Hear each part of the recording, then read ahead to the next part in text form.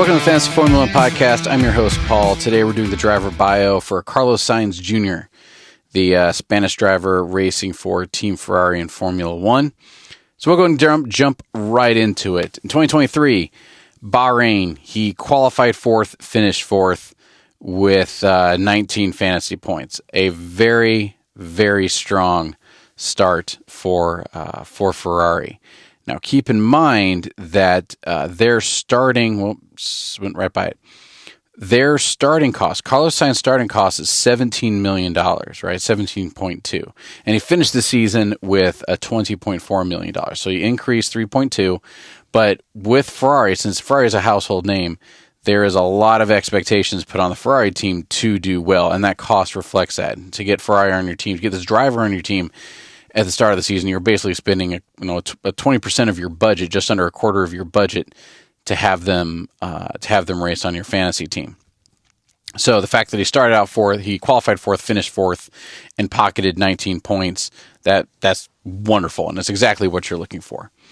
Round number 2, Bahrain, qualified fifth, finished sixth. Not quite as strong, but fine. Still brought in 12 fantasy points. Nothing to worry about yet. I say yet because anybody who's friends of the podcast knows that I lost my friend's private league. I lost a league because I didn't have faith in Ferrari. So we'll get into all that here in a second. But it started in round 3 in Australia. So he qualified fifth, finished 12th. Not what we're looking for. You qualify in the points, and you get, like I said, negative 1 point for every position. So he got some negative points right there. Finished with 8 points, overall, which is good. His 3-round price per million average is now 0.64 at this point, which is very strong. It's one of the better ones in the entire league at this point. Moving on to round 4, Azerbaijan. Qualified fourth, finished fifth. Again, qualified in the points, finished in the points. That's wonderful. Took home 21 FIA points and now has 0.67 overall. Again, very, very good. Very strong performance. But you better be because you're spending 20% of your budget on him. Miami, qualified third, finished fifth. All right, but we're noticing a trend here. Now Ferrari, specifically Sainz, is starting to finish worse than he qualified. Not by much, still in the points. But it's not that positive trend we're looking for. So again, 20 fantasy points there. His average, his 3 race points per million is 0.8, which is very strong. 5 race points per million is 0.78. So again, one of the better drivers in F1 at this point. Round 6 in Italy didn't happen. Round 7 at Monaco, qualified fifth, finished 8th. Again, this is the trend, finishing worse than you qualified. Not what you want. Got 6 fantasy points, and overall, and we got 6 fantasy points. 3 race points per million is 0.77. 5 race points per million is 0.68. And you make sure I didn't factor in that missing round 6. I'll make sure it's fine for 2024 season. Round 8, Spain. Wrong page. There you go. Round 8, Spain. Qualified second. So, man, everyone's super stoked. Unlike, and I'm going to do a little sidebar here, unlike NASCAR where there's 2 cars on the pole, in Formula 1, somebody starts a little bit ahead of the other. So there's only 1 driver on the pole. So here he goes. He's starting out second, which is great. Finishes 5th. So just think now, this is the trend that's going to start This is going to start be there. Ferrari is fast in the 1 lap. They are great at qualifying, but they start to slip in race performance. 19 points overall, no problem. And his overall points per million, points per million is 0.74 over 3 races, 0.73 over 5 races. So he's consistent. Both of those numbers the closer both of those averages are, the more consistent of driving they have. So it's doing fine. George Russell, the people to beat him in Spain is Sergio Perez, George Russell, Lewis Hamilton, Max Verstappen. So we get Perez, we get Lewis Hamilton, we get Verstappen. Like Mercedes and Red Bull are the only people beating Ferrari at this point, which is good. But then it has to make you ask, as a fantasy player, well, should I be putting my money into Mercedes instead of Ferrari at this point, because again, I have to go back and double check what the prices are. But Red Bull, absolutely, you put your money into Red Bull in 2023. They were very, very dominant. But when it comes to Mercedes versus Ferrari, which do you believe in? Rolling into round 9 in Canada. Qualified 8th. No one's super stoked about that, but finished 5th. Okay, got a little more positive on it. Walked away with 22 fantasy points. And perfect. Again, not perfect, but again, starting to show that positive trend. But the only reason... So they're finished. Let me back up for a second. So they're finishing 5th. They're not finishing in the top 3. They're not finishing, in like the bottom half of the top 10. But they're not, regardless of where they qualify, they're finishing. At least Carlos Sainz is finishing really in 5th, between 5th and 8th. On to round 10 in Australia. Race qualified 3rd, finished 6th, 31 points. Okay. Qualified 5th, finished 10th. That's not good. Only walked away with 4 points. In Hungary, round 12, qualified, and this is where we start to see the drop-off. Qualified 11th, finished 8th. Okay, fine. Walks away with 12 points.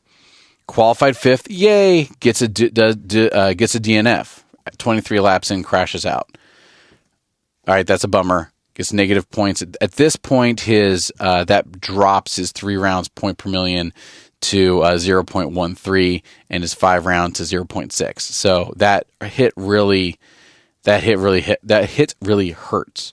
On to round 14. Qualifies 6th, finish 5th. All right, see, he's back to 5th, gets 31 fantasy points. Not bad. Qualifies 1st, finished 3rd. So he gets his first podium. But no matter how well he qualifies or how poorly he qualifies, he tends to finish in that 5 to 8. He gets outlier, finishes 3rd, good, brings home 38 fantasy points. His 3 round is now a 1.0. His 5 round is now a 0.75. Good. On to Singapore. Qualifies 1st, finishes 1st.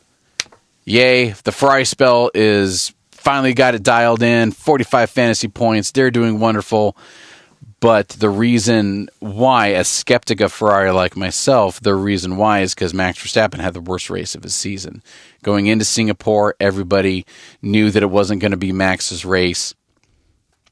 And the podium was Carlos Sainz, Lando Norris, Lewis Hamilton. All right.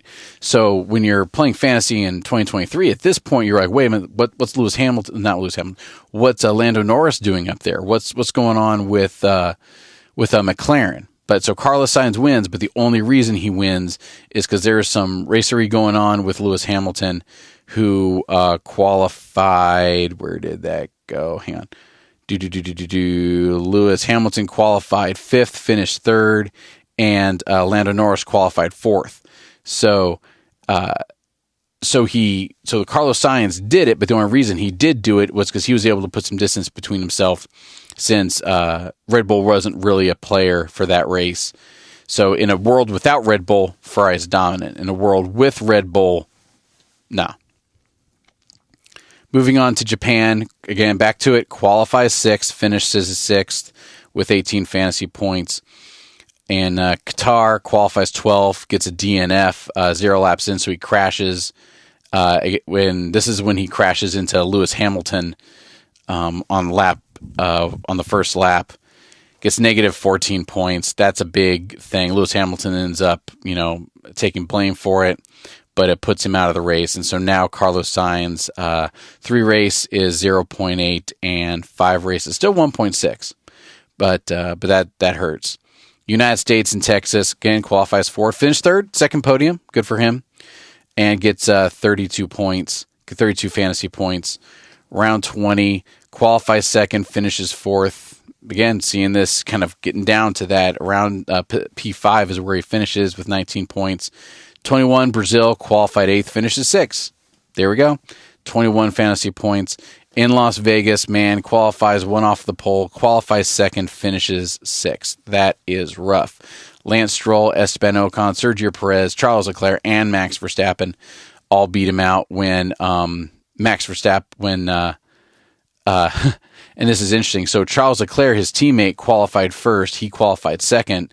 Then Verstappen goes ahead and beats them both out, Charles Leclerc, and then but then Sergio Perez, Esteban Ocon, and Lance Stroll get ahead of him in Las Vegas.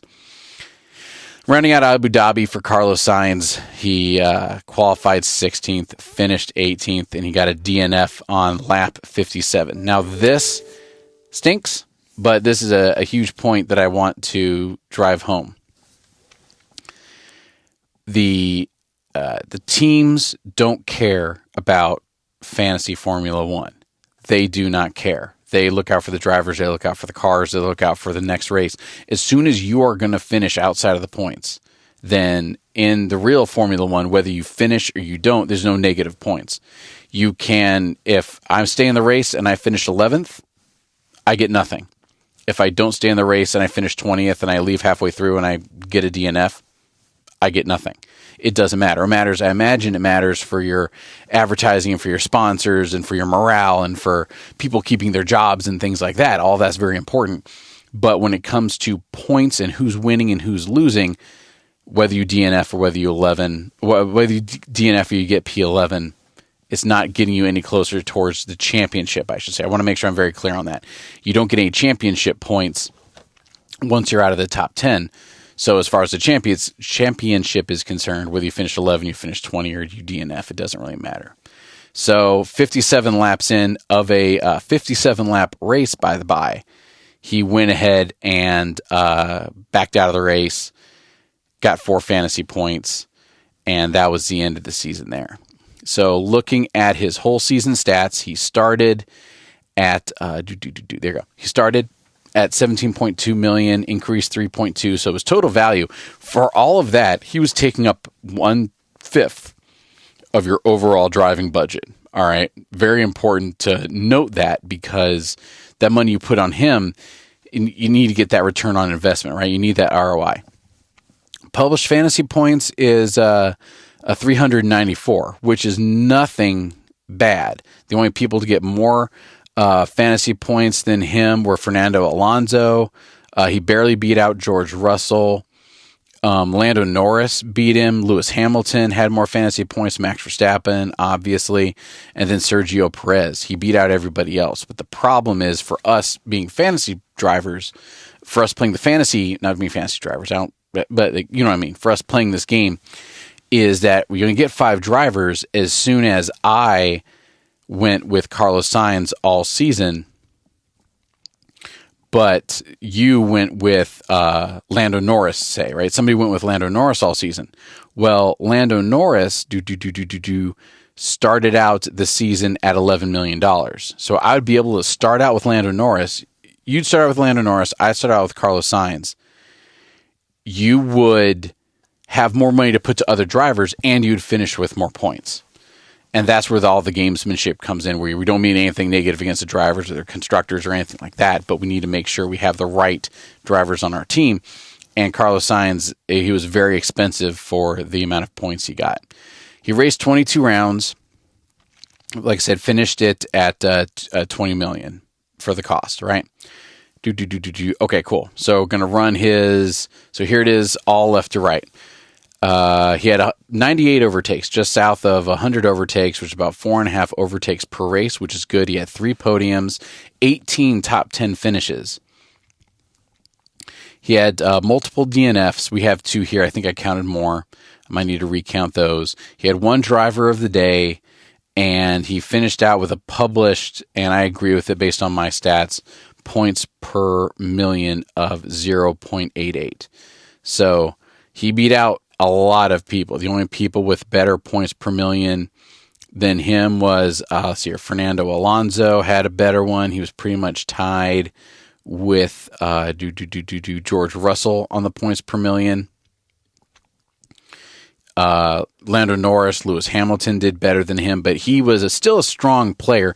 And my beef with my beef with Charles Leclerc isn't that he isn't putting up good points. The problem is because Ferrari is such a huge name in this race, they put Ferrari, Mercedes, and Red Bull all up in the top echelon together.